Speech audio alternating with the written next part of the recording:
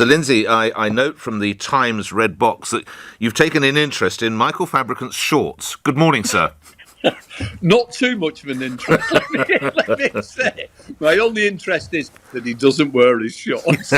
How are you going to supervise or umpire proceedings, and what are the challenges for you, Sir Lindsay? I think the challenges will be, we may have one question from the chamber and then we have another 10 that's coming in remotely. And it's about whether the line goes down. We know that people can freeze on the system. So we've got to be prepared for all things going wrong. I think you'll know better than I do, and I think I ought to get some tips from yourself, Nick, about when things go wrong online. You got that right. And hopefully we can get through that. I think the real challenge is to making sure that the minister, myself, are ready to go. We'll get the questions, we'll roll them through, and it will be a challenge. And we're starting off from a base of 120 that will be joining in online. We want to develop and grow that. But what we want to do is not crash the system when we set off. It's about doing the system right in the beginning. How will they catch your eye, Sir Lindsay?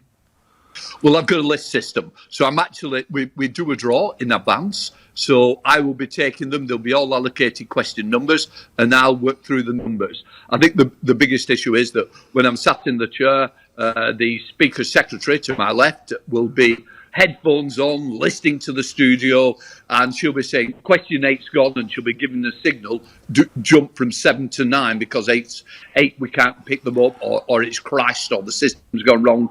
And hopefully, if they have missed out, we'll try and reconnect them at the end. If not, it'll be one of those that, unfortunately, we'll have to pass them by. So it's going to be an interesting testing time. Basically, there will be no bobbing in the chamber. There'll be no advantage to being in the chamber.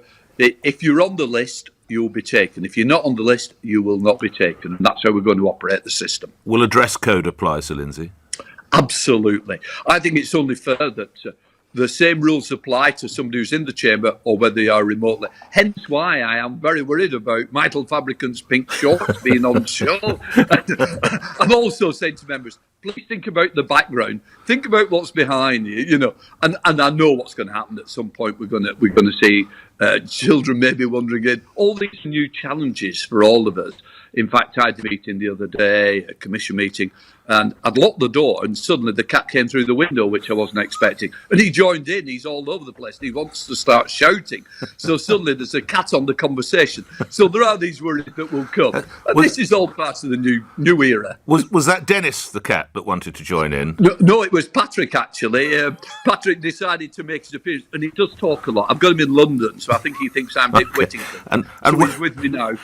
And where's Boris the parrot? Is he up north, or is he with you here? No, Boris is in London. He's here with me. He's down here. He's very talkative this morning. When I woke up this morning, I could hear order being shouted at me. So he takes part in the meetings as well. So Boris the parrot takes part in meetings as well. Oh, early start as well. He's very early to rise. I think he's a dawn chorus man myself. It's when he does the police sirens I begin to worry. Great speaking with you. We need that streak of it. Look after yourself, Sir Lindsay, and your family. Be well. Thank you for appearing here on LBC. Speaker of the House of Commons, Sir Lindsay Hoyle. That will be great to get them back to work on all of that.